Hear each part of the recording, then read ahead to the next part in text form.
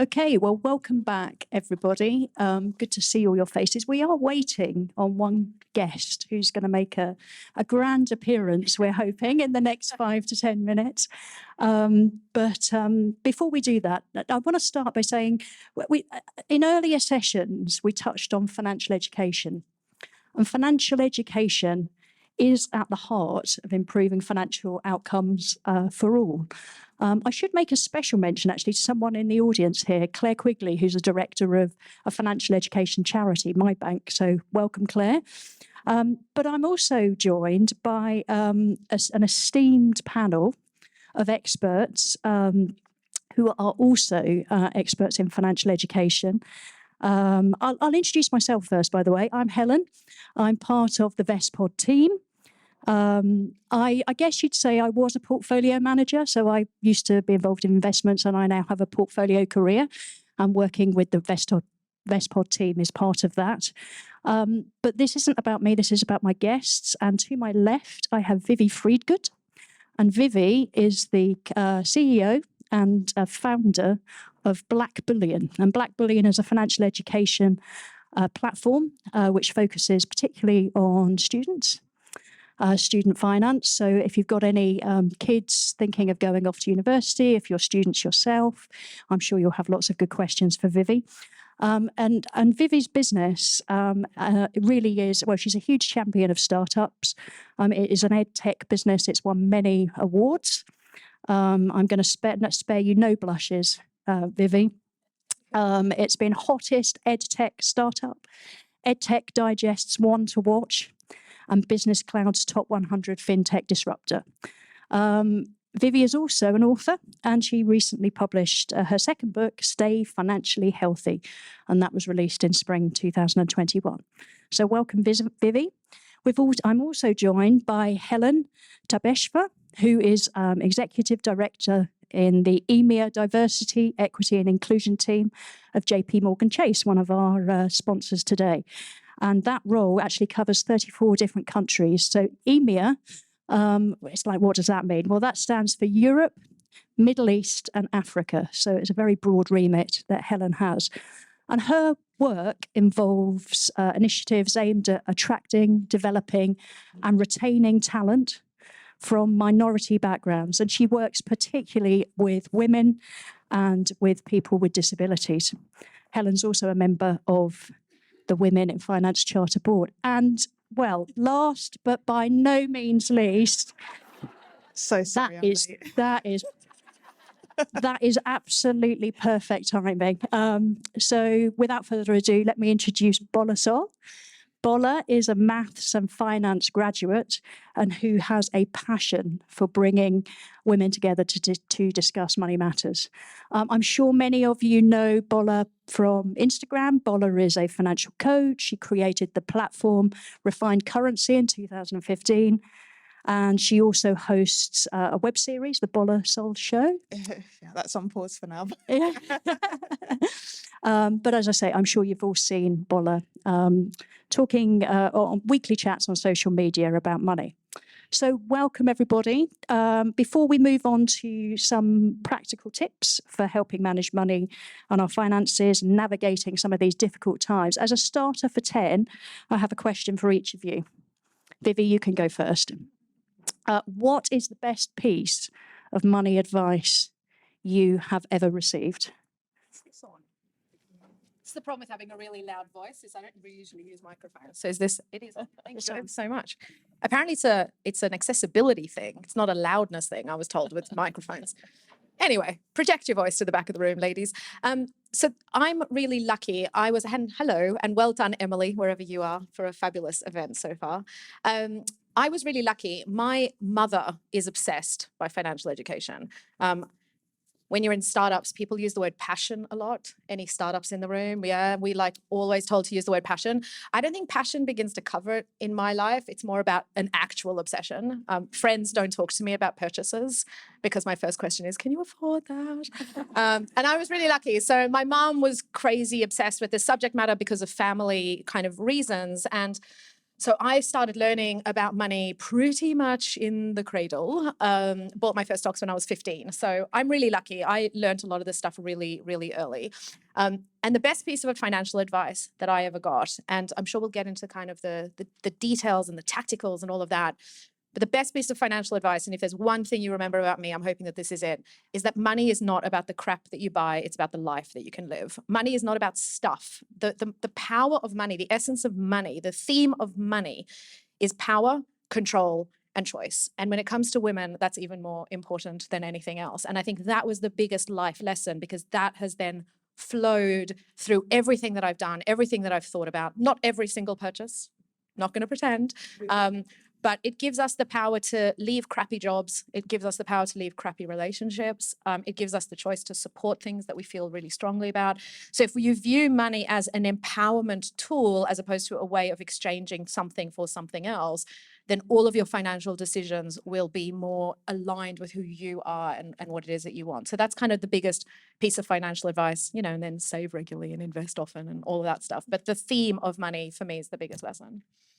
Great, thank you, Vivi. And I do appreciate this gets harder as we go on, because that may well be your best piece of advice. But Helen, over to you. Well, it's kind of linked, I guess. I would say mine is distinguishing the difference between wants and needs. And I didn't do this probably before last year, and then starting to follow Emily and meet a lot of people, but everything that I buy, I consider, do I really want it or do I really, really need it? And that has meant a difference for me in terms of what I've had available and what I'm now saving and putting somewhere else. So yeah, wants versus needs is mine. Good stuff. Bola? Mine is going to be a little bit crass, so stay with me. Long story short, when I was younger, I wanted to go to a particular secondary school because it was close by to the area that I grew up in, and I grew up in Brixton, southwest London, and I wanted to go to that school, but all of my sisters had gone to school in Westminster, and I couldn't get my head around, when I was in like year 6, so around 10, 11, why my mum wouldn't let me go to that school. And she was like, no, you're going to go to Greycoat Hospital in Westminster, blah, blah, blah. And I said, why not? Why can't I go to the school with the girls down the road? And my mum said, if the thing is, when you go to certain schools who don't teach you certain values, as a woman, you may lay down quickly, and when you stand back up, you're pregnant. And I was thinking, I didn't understand it, and it took me ages. 20 years has passed, and I'm still like, wow, that was some good advice. But she was basically like, you have to make a plan for your life before anybody else makes a plan for you, whether that is a man, whether that's an institution. So the key is you have to plan first. You can never just say, it just happened. You have to be very aware of your life, of your surroundings, and the opportunities you give yourself. So yeah, plan your life. Don't let someone else plan it for you. Yeah. Yeah. Yeah, round of applause for that. So, as I say, financial education is really at the heart of really achieving the financial goals that we all have. And I think everybody on the panel here is working with different communities. They come at it from slightly different angles.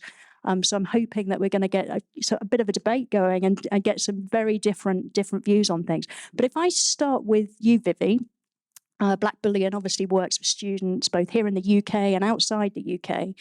We're obviously in really quite tough times, and it'd be interesting to know what the main concerns are amongst young people who you are working with when it comes to money, and any tips that you have that people can share with them. Yeah, it's going to be a very tough few years. It really is. I think that the kind of overarching theme of what young people and their parents and guardians are concerned about is the translation of what's happening kind of on Wall Street to Main Street, right? Like, to use the Americanism, like what's happening just down, I have no sense of direction, wherever the Bank of England is. Thank you very much, that way. And what's happening in real life. And a lot of the talk is very theoretical until it hits home. So we've been talking about inflation for a long time. We've been talking about interest rates going up. Members of my team have bought their first property over the last few years, which I've been thrilled about. And I was like, please, for the love of God, factor in a 5% interest rate increase. And they were like, no, don't be ridiculous. Half of them did, which I'm grateful for. But when I was in banking 10 years ago, but well, pre-2008, interest rates were 6.5%, right? So this is historic lows. These are not normal lows. And then it starts to filter through and all of a sudden you can't afford food. But actually a lot of this stuff was evident kind of months and even a couple of years ago, depending on how closely you follow it. And so what students are really worried about is, A, they don't have any money, they never have. So 75% of students, we conduct a money and mental health survey every single year at Blackbullion. Students consistently for the last 3 years, 75% have been worried about money. So this is not COVID related. This is just life as a student. But now the bank of mum and dad is getting tapped out. So those kids that had access to parental funding or parental support, they don't have that now. And so the bulge of students that don't have enough money, and our research shows it's about £400 a month, which is like not an insubstantial amount of cash. They can't really go to mum and dad anymore. The jobs that are out there weren't there during COVID. Universities only have limited support. And so all of this has kind of come together to create quite a difficult environment, on top of which there is this overwhelming nature. Anyone who's got kids or deals with young people, they are just overwhelmed by chaos at the moment. And I think we have a responsibility as the adults in the room to try and bring some of that chaos down a little bit. We ought to stop panicking about every single thing that's happening and making it this generation's thing to worry about. So they're worrying about the environment. So one of my colleagues who bought a home, she was really angry at herself. She's achieved this massive life milestone, but it's with a bank that we won't mention, but it's nobody in the room, who is not good on the ESG scale. And it's completely sucked the joy out of the fact that she's achieved this major life ambition. And she's like, maybe I should have gone with a bank that's better and paid higher interest rates. Like, what? Like, that's insane. So students are very much feeling the environmental pressure. Mental health is off the charts. We got to start paring some of that insanity back. We really do. We've got to give them some control over their life, which will give them control over their money. So they're worried about their mental health. They're worried about their friends' mental health. They're worried about loneliness. They're worried about the environment. They're worried about money. They're worried about the employability, and they're worried about what's happening to mum and dad. And then we want them to study and get a good job at the end. So they're worried about everything, but they're primarily worried about how this is impacting on their mental health. And that's a real concern for us. So there's a lot of work that can be done, but I'm a huge optimist, as hopefully will become clear throughout. But those are where the major concerns are. I'm slightly worried about asking this question of the rest of the panel, but Bola, in terms of your work and the community that you're working with, where are the key financial concerns, money concerns at the minute, and where are you directing them to, and what sort of tips and help are you able to give to the community? So a big concern is that I'm not earning enough money to survive the current economy. I think that's what we have to understand. Like, it's not us, it's the economy. It's not us, it's the government. Like, it's, you know, when someone says it's not you, it's me. For once, it's actually not you. So people are looking for secondary streams of income, things they can do. People are thinking about their skills. And I think one of the things I say now, because there was a time pre-pandemic where it was like, oh, not everybody needs to have whatever you call it these days, a side hustle, an additional job. Your 9 to 5 is okay. Then the pandemic hit. And everybody was like, oh my gosh, I've only got one stream of income. And even if I've been loyal to a company for 20 years, they may still let me go. I'm telling everybody to tap into their skills, especially women. It sounds hard, but like if you've ever like wrestled with someone like tug of war, the other side, the thing that you need to wrestle with and win is imposter syndrome, especially as women. Oh, I can't do this and do that. And I'm now like, ladies, it's time to strap up. It's time to strap up, like, and hold on for dear life, because these next few years are going to be incredibly rocky. And we need to tap into the bag of, actually, I can do this. And it's okay to start as a novice and grow, and then you can charge extra. But I am not pretending. I think we can't pretend anymore that, oh, it's fine and you'll be good. And oh, just, I don't know, maybe you shop at Waitrose, then shop at Tesco. You shop at Tesco, shop at Aldi. There's no more stores left to say shop at. It's we have to be honest. Trust me, I've run out of stores. I'm like, I don't know anymore. Move country. But honestly, The key is that we're honest about our situation and we find new ways to make money. It doesn't necessarily have to be a second income that you do every day, but it has to work. So for example, could you sell things in your house that you don't use anymore? I have so many things that I'm going to sell, for example, because I'm just like, every penny counts now. So it's time for us to kind of really get in our kind of hustler mentality. Thank you, Bola. And Helen, finally to you, in your role at JP Morgan, and particularly the JP Morgan's Women on the Move programme, you're obviously talking to, again, a very different community, and that programme is about supporting women, both their careers, but also in terms of financial literacy. Can you give us a little bit of flavour of that work, and also what can be done more broadly to help women feel more confident about their financial futures? Yeah, so we're looking across, and we do this for all the demographics we support in my DEI, so Diversity, Equity and Inclusion organisation. We look across financial health and wealth, which is hence my link with Emily and here today, career and skills, business growth and entrepreneurship, and then the work that we do in the community as well from a philanthropic perspective. I think there's a number of different conversations, but in terms of what Women on the Move can do, it's been an effort across a number of different areas. So it's sponsorship, for example, of conferences, it's sponsorship of festivals, it's work with not-for-profits as well, using our own individuals as well within the firm to go out and support and educate. It's a lot of time helping with networking, helping with advice as well. And I think over the last 3 years now, it's been around 20,000 women that have been touched in one way or another with that kind of support. I think as well, in terms of helping women thrive over the next few years, and absolutely echo everything that Vivi and Bola has said, there's a few things that I think we need to think about. So there's education. Even just knowing some of the things that have been talked about today, Selena was mentioning earlier, ethnicity pay gap, gender pay gap, gap for investments, the gap for pensions. Education's key, but then the understanding of, well, what can I do about that? What options are available to me? So even practical things like money comparison sites, for example, accounts with no penalty, accounts with no fee, accounts with cashback, for example. That education piece is paramount. I would say as well, normalizing the conversation. It's like, okay, well done, Helen. We're all here and we're all talking about it. But really supporting each other, encouraging each other, being open and honest about where we've made really positive decisions for our finances, where we've made negative ones, learning from each other. I went out with a group of girlfriends for dinner the other week, and we were talking earlier about not everybody earning the same thing, and that's just really hard. But we'd agreed as a group that there were a couple of us who were really struggling financially and the rest of us weren't. So we sort of said privately, the ones that were doing okay, we're going to cover dinner for the rest of them. And I popped some money into one of my girlfriend's accounts.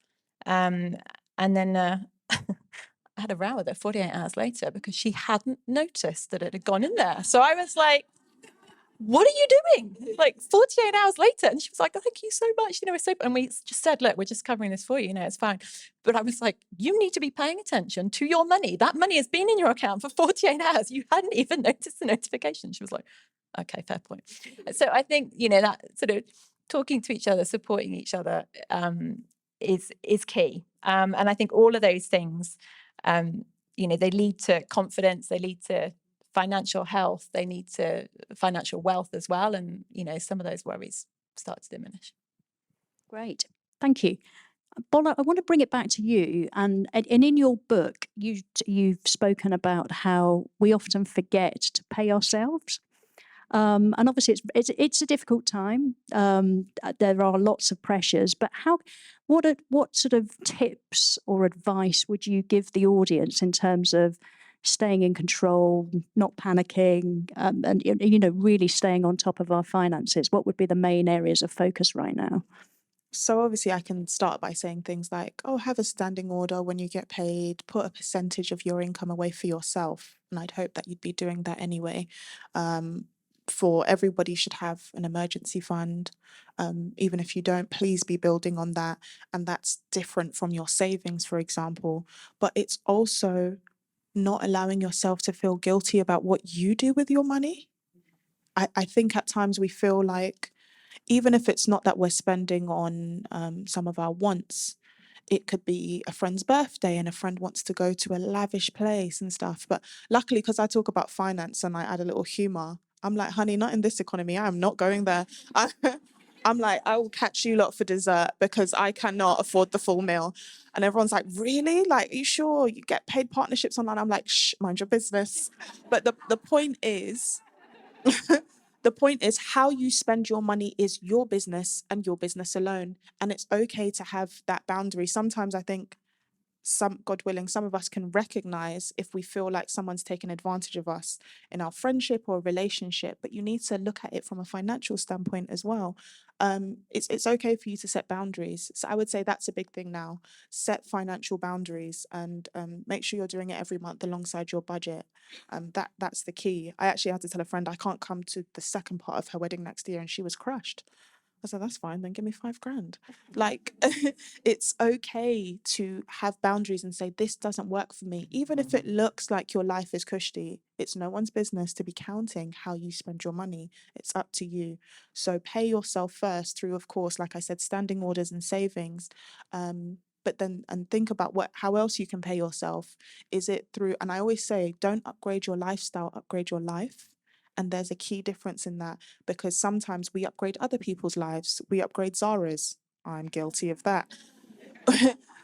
We upgrade designers and things like that. But where does your life get better? Do you, if you're tired all the time, are you upgrading your life by getting yourself a massage and things like that? How are you putting yourself first? And that comes in a variety of ways through you paying yourself first. Thank you. Financial education is obviously broader than just platforms or going into schools. It's actually, as you say, sharing our stories, sharing our experiences. And Vivi, I'd like to ask you a question, because I think it's something, investing is something that often scares people. But actually, if we sort of share our own personal investing journeys, it can really help people to understand what it's about, and it really doesn't have to be really that scary. So could you talk to us a little bit about your investing journey, and perhaps something about, we're in market downturns, is now a good time to be sort of investing during the downturns? You know, what should people be doing? Sure. I am the oracle on timing. I think what Bola said is really, I mean, obviously everything's being said is really interesting, but I think the idea of demystifying or de-scarifying, which is not a word, but we've turned it into a word at Blackbullion, money and money conversations is actually crucial to the issue. I don't know if anyone in the room is old enough for the original Sex and the City movies. Yes. Thank you very much. Thank you. I'm not so old. But Sex in the City normalized sex as conversation point for brunch, right? Women would sit around and talk about all sorts of things that we're not going to say out loud because we're being recorded. But I want to do for money what Sex in the City did for sex, right? Why can't we sit with our girlfriends over brunch and go, shit, I've got this credit card, I don't know what to do with it. Or I can't go out for a really lavish, I do the same. I'm like, I'll join you for dessert. Or I'm not drinking, you know. And I think we need to do a lot more of that. And investing really touches on that, because what we see with our research is women are great at budgeting, but they're pretty terrible at more aggressive economic activity. So women are much less likely to invest. And this is students, right? This is 18 to 23-year-olds. So we're not even talking about women who are earning salaries. Women at university have less money, access less money, budget better, but don't look at investments. Don't do crypto. Crypto is very much a bros game, 5-1 on university campuses. And so getting the investment conversation, Sex in the City-ified, let's just go with it, I think is really important. So is now a good time to buy? And this is education only. Don't anybody come back and say Vivi said X, because no, we can push that over here where there's authorization. I think it's a really good time to learn about the market. I'm not convinced it's a good time to get into the market. I think some stocks and some funds are looking really tasty. But then you look a week later and they're down another 5%. So it's a great time to learn, because there is so much fluctuation. There is so much volatility. There is so much news. This is front page news. Normally the front page is, you know, whatever's happening with, you know, the people doing Love Island or whatever. Like, front page news right now is inflation and interest rates. And I'm geeky enough to get really excited about that, because people don't talk about money until a downturn. They just don't. Everybody's happy and cruising, and then a downturn comes and everyone goes, oh shit, what now? So I don't think it's a good time to buy. I don't know if you guys disagree. I think it's a great time to learn. Pick a couple of stocks, a couple of funds, a couple of ETFs, a couple of commodities, whatever turns you on, and watch them daily, be a nerd, watch them daily, keep an eye on what's happening, which way they're trending, whether they're dividend stocks or they're growth stocks or they're doing both. How does Bank of England, how does Bank of England moves shift the market? Great time to learn, great time to start putting money away, dry powder, as we call it, if you can afford to do it. It's a great time to save for investing when the market turns, which could be in 3 months, it could be in a year, it could be in 2 years. Unless you're day trading, sit on your hands and white knuckle it. My portfolio is down 8%, and I keep saying to people, "Don't look," and I look every morning at 8:15. The second I'm able, but I'm sitting on my hands because I lived through 2008. I was economically conscious in 2008, so this is my third recession if you count COVID. So we kind of learn from these things. So keep an eye on it. Pick stuff that you like, pick stuff that you understand, and read and learn about it. No one is coming to save you. And with that, I echo what you guys are saying. No one's coming. Like, no one's coming. This is in your hands. It's in your control. But people make a lot of money in the stock market. Historically, this is where the money is being made. So learn now, but for now, not advice, simply thinking, sit on your hands. Don't put a lot of money in unless you want to put in like 50 quid and see how it goes. But yeah, that would be my guidance, not advice. I'm very glad you said it's now's a good time to learn, because we have a introduction to investing workshop following on. So that's a very cheap plug. So do come along to that if you can. So Helen, perhaps we can turn to you. And we've already sort of touched earlier today on the need for women to recognise our worth. But in a period of economic uncertainty, that's perhaps easier said than done. So how can we ensure that women do continue to thrive during these tough economic times? Yeah, and I would say we're obviously talking about finance today, but sometimes low self-worth isn't linked to that. So, if it is something that you're experiencing, and it could be parents, it could be siblings, it could be your role, it could be a relationship. Just try and identify what it is and try and back yourself out of it a little bit, or do something to sort of self-preserve. And if it's your career, as one example, think about your LinkedIn profile, think about your CV, take the time to update it. Think about a personal statement, for example. There are things that you can do. So I would just say, if it isn't linked to finance, then just kind of consider that. But back to finance. So I'm going to echo a lot of things that have been said today, and I am not the expert here. I'm surrounded by the ladies that are, and everything that I've learned over the last year, despite the fact that I've had 20-something years in the finance industry, has genuinely been learned over the last year or so from, people like Emily, people like Davinia, and lots of others. So I would say budget. Now, again, a year ago, my budget would have been right. So salary comes in on day 1, and day 28, it's gone. And that is my budget. I had no concept whatsoever of 50%, for example, goes into my, I'm going to get it wrong now, but anyway, 50% is what I need, 30% is what I want, and then 20% of future use. So learn about budgeting and budget. I would say, first of all, do that. Emergency fund. Bola's already said as well, have money set aside when the worst happens, if the worst happens, whether or not that's a relationship breakdown, whether or not that's a job, for example, you've got money there, and it's far less scary when you have that money and you're empowered to then do something with it, and freedom of choice. If you have debt, think about making that less, ideally not any of it at all. If you know that you have weaknesses, and back to my sort of what are my wants versus needs. I think it was Aja earlier saying about Instagram as well, and sort of staying clear of places that you might spend. Like, take yourself off distribution lists for companies that are going to come at you on your birthday. They're going to come at you at different times of the year and go, "You want this?" And you're like, "I don't." So get yourself away from that. If you've got a weakness that you're going to go and spend on something. If you don't invest and you think you can, or you want to invest more, then think about that. As Vivi was saying, and again, pensions. If you haven't started, start. If you can put more in, put more in. I would say as well, I think this is a real time for sort of self-care a lot, and time for reevaluating. We're probably bored of doing that. I think everyone's done that over the pandemic, haven't they? But we're still in that point. So just take care of yourselves, and I would say finally, pay it forward. So what you've learned and what you're learning. I said earlier about passing it on to friends, but pass it on to children, pass it on to nieces, whoever it might be, pay it forward, because this gap that we've been talking about all day, the wealth gap, pension gap, pay gap, it's not a short-term thing, it's a long-term thing. So keep paying it forward is what I say as well. Thank you for that. I want to move it away slightly from personal finance to business finance. And I know in the audience here today, we're joined by business owners, freelancers, people working for big organizations. And actually on the panel, we've got a nice representation of big business to small business to freelancers. So Vivi, with Blackbullion, successful edtech business, I'd really like to...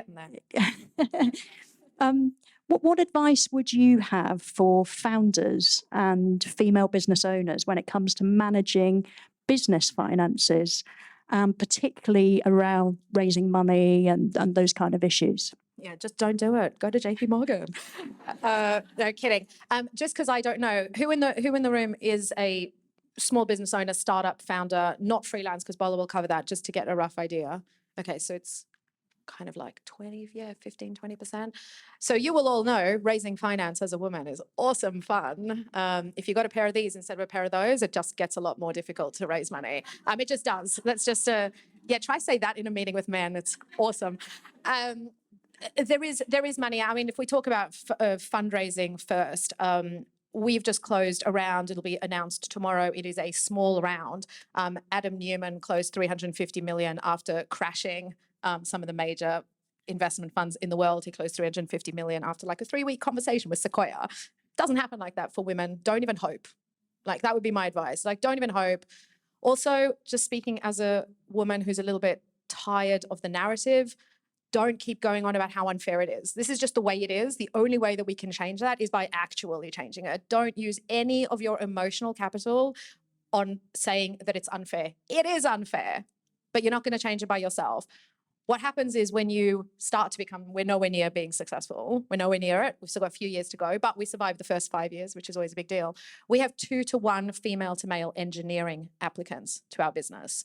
So that's how you make change, is by sitting at the top of the table. And so don't be put off by the fact that the fundraising environment is difficult. I had 82 no's to raise only £2.5 million with a business that's generating revenue. So like, don't beat yourself up about that. As a sidebar, my angriest moment during COVID was Ursula von what's-her-face, the European lady.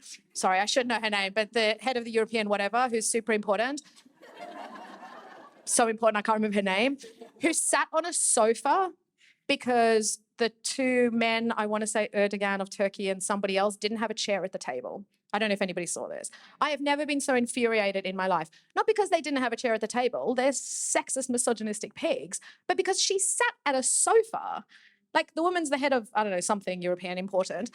And I would have stood there and gone, get me a bloody chair. Like, so don't let anyone stand in your way. And I completely echo, but don't let that person be you, which is actually what tends to happen with women, is we're like, oh, it's all right, I'll just sit on the sofa over here. What the F word is that all about? So when it comes to running your own, thank you. It really pissed me off. Can you tell? So advice for women. Number 1, fight the fight that you're fighting. All of the PR people all want to talk about how difficult it is for female founders. Enough. We have to talk about how we're successful. I don't like the boss girl thing, but we can do this. And then we change the world when there's enough of us. Right now, the fight is too big. It'll just swallow you whole. When it comes to money, try and generate as much of it as you can without having to go and sit with VCs who are 98% men. They're all talking about diversity and they're all doing a really nice job talking about diversity. But fundamentally, and I say this with love to female VCs, some of the worst experiences I've had on my fundraising journey has been with female VCs. So thank you. Oh my God, that's fantastic. I thought it was just me. Awesome. Make your own money. Learn how to sell the shit that you're selling so that you are master of your own destiny and your business money as well as your personal money. Don't listen to the narrative out there. The people who are doing all the talking are very rarely the people who've done it. Talk to the people who've done it. Talk to the people who are 5 steps, 10 steps ahead of you, and listen to them. Don't listen to the operators who are on the front page of City AM. By the way, don't believe any of the press. It's all crap.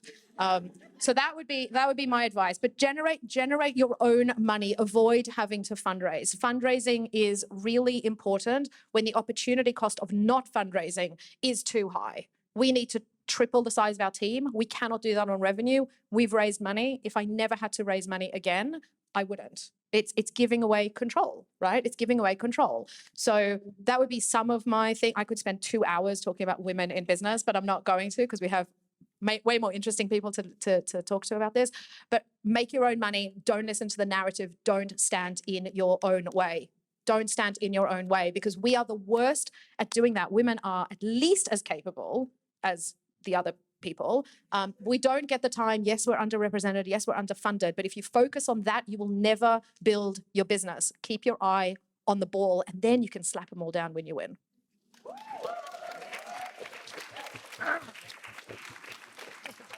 Bola, follow that. Bola, Bola, perhaps could you focus particularly on freelancers? Because again, show of hands, do we have any freelancers here in the room? Great. So any tips for freelancers in terms of managing business finance and so on? Yeah. So going back to having a business, funnily enough, at some point in the future, I will raise. And there is a reason I speak very publicly about finance. And there is a reason I'm raising my profile, because by the time I need to raise, I would have a very public platform. And so everything I do has been calculated since I was 20, and I'm 30 now. By the time I get to 40, but because I'm very aware of how the system works and what it's like. You look at someone like Stephen Bartlett, who has like a podcast, right? And then apparently now he's raised a lot of money because he's become more of a public figure. So I will say that does help at times. So I just wanted to share that. But being a freelancer and managing business finances or being self-employed, I think it's really hard not getting paid at the end of every month if you're used to that system. And in all honesty, I still have a 9 to 5. And some of my friends who are freelancers and small business owners are like, you are crazy. But I am like, honey, it's not me, it's the economy. Like I need regular cash flow. And even if I'm expecting a large sum of money from a particular client, for example, that isn't always coming at a specific time. It's not at the end of the month. Sometimes they can go back and forth and say, oh, I don't like the way you did something. Can you go and do it again? And all I'm thinking is, that's 5 more days before I get paid. It's so hard in this economy to be a freelancer. And I think it's key, in all honesty, that before you do it, clear any debts you have if you plan to do it, and have a good amount of savings, because every month isn't going to be the same. Sometimes you're going to have great months and sometimes you're going to have really, really quiet months. So you need to anticipate for that.